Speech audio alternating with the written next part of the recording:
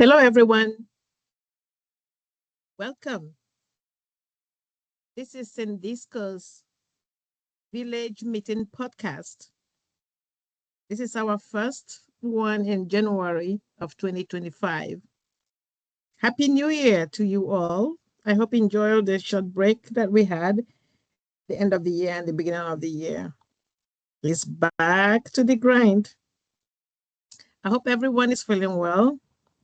And before we go deeper into our thoughts for today, I hope you and every one of us, we are taking good precautions of all the health issues and the climate change issues and events happening all over the place.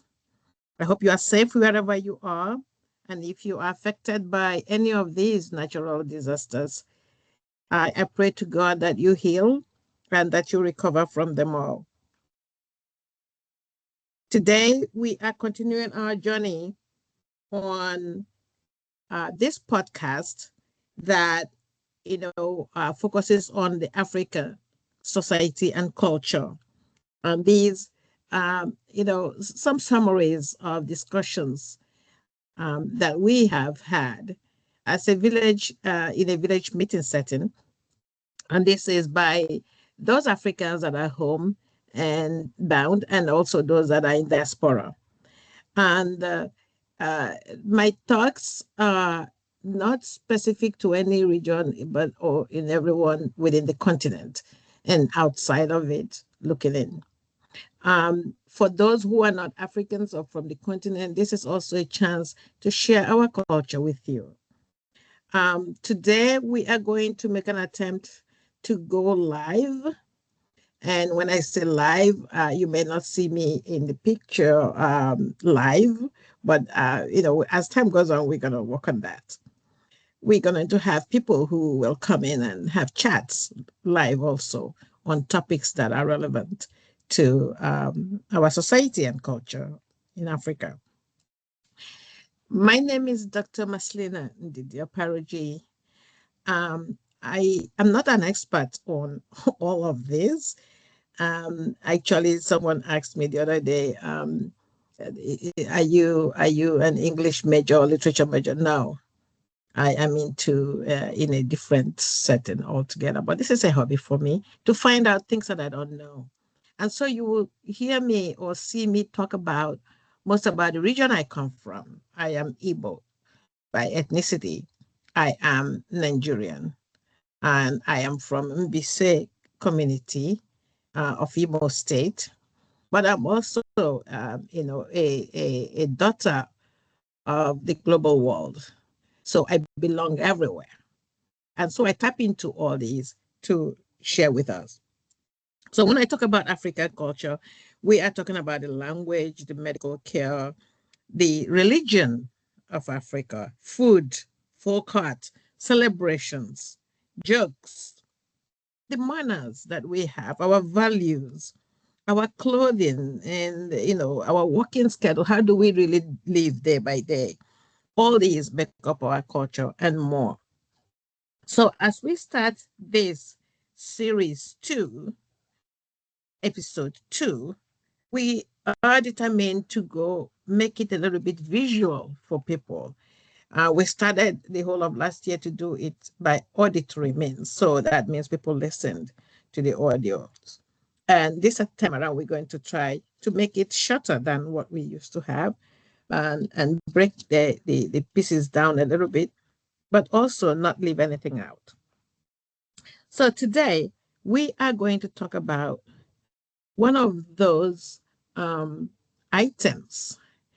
I call them items because sometimes we don't know how to categorize that, but it's a fruit. I call it personally the king of fruits in Africa. What does that mean? It means that it does a whole lot and for so many people. In Igbo land, we call it Oji, and it's spelled so many different ways. In Yoruba land, they call it Obi or Obi. Again, don't kill me if I mispronounce that. Hausa sometimes calls it Goro, So Goro may be a typical species or all that. Just like in Igbo land, we have also the general Oji and we have Ojibo. We'll talk more about those. In Swahili language, we have it called Mukezu or Mukezu, whichever way. So what I do in this podcast is to give you an idea of an item that we're talking about. But I encourage you to go deeper into your own region, into your own aspect of day-to-day life to find out more, because there's no way I can give you all aspects of the region or the continent that I'm talking about. So what are we giving all these names to? It's the Kolanut.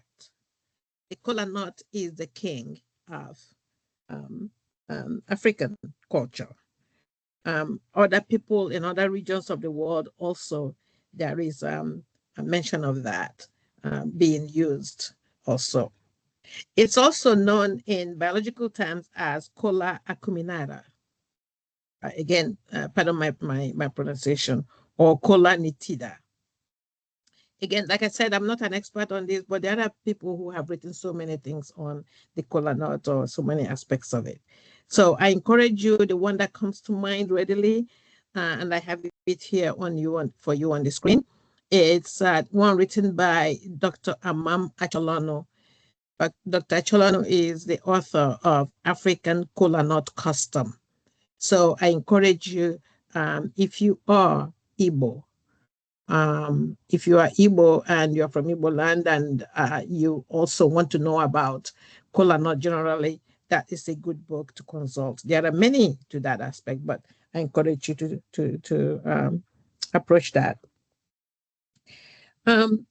This fruit is indigenous to West Africa, and each of the fruits, if you saw, like you see the picture there, each of them, and it comes in different colors when they are fresh, contains 2 and 5 lobes of kola nut. So if you peel them back or you divide them, you will see them into many parts. It has a bitter taste when chewed, especially the fresh ones. And when it's dry, the tastes become milder, not as bitter. Okay. Um, this fruit has been, the importance of it has made it a really great thing that people mention it in everywhere and everything they do. For example, those of you who are not even Nigerians or even Africans or Igbo may have read the books, for example, by Chinua Achebe, The Things Fall Apart. The kola nut was mentioned or is mentioned so many times, just as when you read Chimamanda Ngozi Adichie's book on Half of the Yellow Sun, you see also this item, kola nut, mentioned so many times. That shows you the importance of it. A common flavor, and again, this is where the whole world actually taps into it. And in Igbo land, we say he who brings kola nut brings life. That is because when you come to our homes in Igbo land, we present you kola nuts. That's the first thing we are welcoming you with. Okay. The significance of it is huge. It's a symbol. Many in Igbo land, for example, see it as a symbol of life, peace, acceptance, reconciliation, goodwill, hospitality, solidarity, unity, and much more. So if you come to an Igbo home and they don't present you with kola nut, something is wrong. Ojibo, that's a species of this Igbo, is particularly recognized, this species of kola nut, and used for spiritual, cultural, traditional, and more purposes in Igbo land, and also in Yoruba land, the least I can say. It is it's an item that unites for example, the Igbo. I have shared with you before that I belong to the Igbo tribe or Igbo ethnicity. So I am going to dwell more on how we use the Oji in where the region I come from. Please find out how yours is used in your region if you consume this product. It is a culture that this Oji unites people. It is displayed during gatherings, any type of gatherings, kindred gatherings, chieftaincy, coronations, naming ceremonies, marriages, festivals, burials, traditional aspects of any type of event. Kolanut must be presented. The elders typically bless and pray over or toast with these kolanuts or orji. And normally they will use proverbs. And because we say proverbs sometimes, we could talk about proverbs in our next episode. But I am trying to share, not tell, share with, especially with my young ones, that these are the essence of the Igbo culture. Oji plays a very good part. The Kolanut plays a very big part in Igbo culture. Okay. The Igbo language is used. It is mostly said that the Kolanut does not understand the English language. So sometimes I was sitting next to a friend, and this was an event that happened in diaspora. And English was being used throughout the event period until it was time to introduce the Kolanut. And they switched to Igbo. And my Caucasian friend who I brought it to the event kept asking questions. What are they talking about? What I said, Igbo, the Igbo people do not use English to bless the Kolanut because our ancestors may not be able to understand. So it is said that Oji cannot be again also presented or served by a woman. And I'm yet to understand. And when I do, I kept asking questions about that. And when I do, I will let everybody know. I'm not doubting that part of culture. It should fulfill whatever it was meant to do, but it's good to understand why. The rights of Oji does not recognize women in the traditional Igbo society. That is why when Oji is being blessed or toasted, everyone is quiet, especially the women. They don't touch this particular aspect of the culture. Having said that, we are going to step into now those aspects of the Kolanut that is really useful to us. And I'm going to try to make this as brief as possible. So we have what I call the good and not so good aspects of Kolanuts. Caffeine, it contains caffeine, a natural stimulant. It is a common flavor in Coca-Cola, can you believe it? And also Pepsi Cola and many other energy drinks. So whenever you are consuming those drinks that bring you energy, think of Kolanut, Oji. They make part of that. It has been also recognized as anti-inflammatory because many have said that it reduces swelling. It helps digestive aid. It helps in digesting the food you consume. That's what's been claimed. Morning sicknesses, it is in nausea. Mental health aspect has been mentioned because it contains theobromine, and that is a mood enhancer, as well as tannin, an antioxidant property, again, for digestion. It suppresses the appetite, reducing hunger, hunger, It's an energy booster, increasing your energy. Again, when you use it, that's why the reason why it's used in energy drinks. Oral health prevents cavities. That's what many have claimed. Also aids in our skin health, healing infections.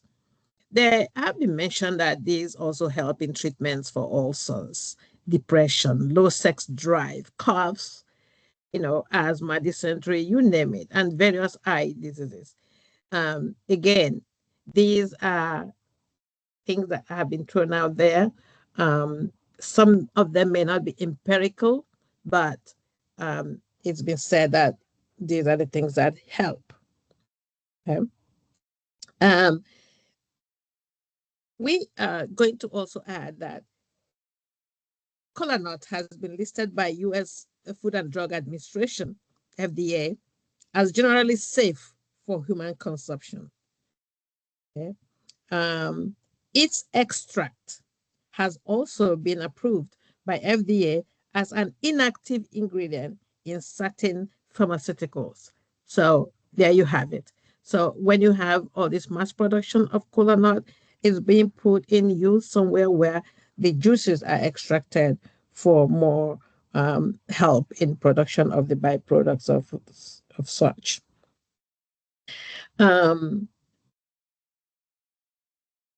But there are always side effects to everything.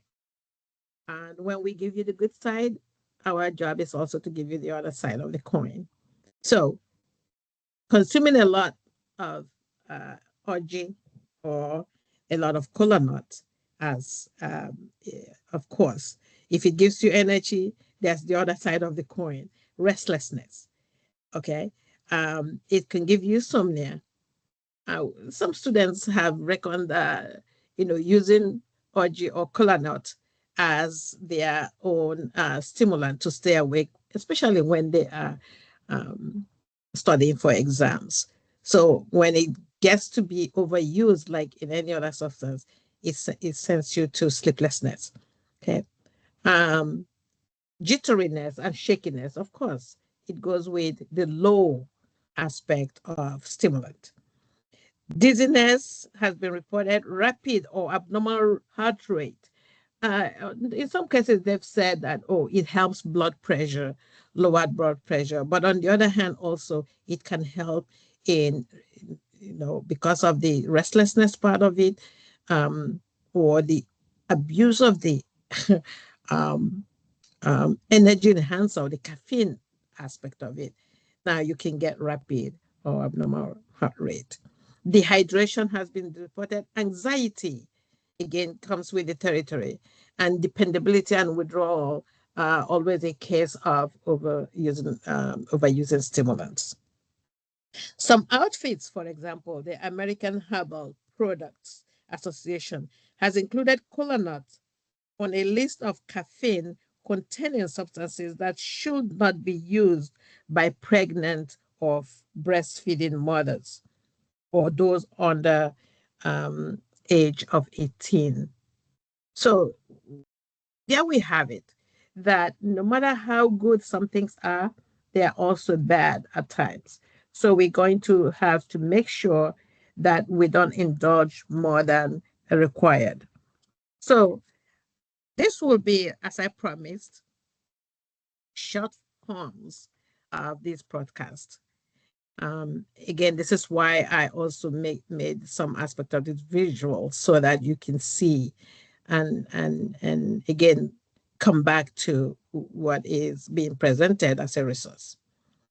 This is our first one, hopefully going live, and live and not, I call it semi-live because you wouldn't see me talking, but some visual to the spoken word. Again, my name is Dr. Maslina M.OPARAOJI, welcoming you to 2025 with our first topic, Kolanut, which is called many things in many places, and sharing with you the benefits and the side effects of them all. But most importantly, is a big and important part of our African culture, and it serves the society in many ways, but most especially in Igbo land, my ethnic aspect, it is a welcoming item. It is one of the most important gifts or presentation that anybody will make to you when you come to their homes. If it's not there, if they didn't present that, your visit is not, um, welcomed or, warmly welcomed. And even if they don't have Kolanut in the house, they will express that to you. The expression itself that, I'm sorry, I don't have Kolanut, but you are welcome, is actually recorded as part of welcoming you because they may not have that readily in the house. So I hope you have picked up one of those items that is very important in Africa, in places that this Kolanut is used. Read more about it, get to know more about it. And in our next, episode, when I say next, it doesn't mean the next one. In our future episode, we will share how these are presented, because it is one of those areas where culturally it is a big deal when you present the Kolanut. Sometimes it could be wrongly presented and it brings chaos. Actually, in some areas, it could bring a fight in in a medium or an event, what we call selling of the Kolanut. So, in parentheses, selling. So, I invite you to that. At this juncture, I want to stop and say thank you to all of you who started with me last year on this journey and, listened or followed me to 30 something episodes. We actually started mid-year last year. And this year, 2025, we kicking it up a little bit to make it visual and live, as most of you have requested. And thank you, most of you that have been sending me topics and ideas of things I should add. I appreciate you. Give me time. I am working with those who are assisting me in this to make this as valuable as possible to us all. I do my research before I come out here, and it may not be perfect. So if I had said anything wrongly, please let me know. But indeed, nothing is put out there intentionally to deceive, but to share what I know, especially with my young ones who these things are not taught in the classroom or anywhere else. And parents are very, very too busy to even mention this. And because of our community gatherings sometimes being so chaotic and not being patient enough to follow, they don't get to observe their parents, African parents, um, uh, apply what they know to these items. So we are making that available to listen and watch as you go. You can stop and go at any time. We do a lot of work here, so we appreciate stars or subscription to our podcast if you like what we're doing and you want us to do more. Thank you so much, and welcome again to January, and welcome to 2025. This is your host or hostess, Dr. Maslina M.OPARAOJI, saying goodbye for now and have a wonderful day. Bye-bye.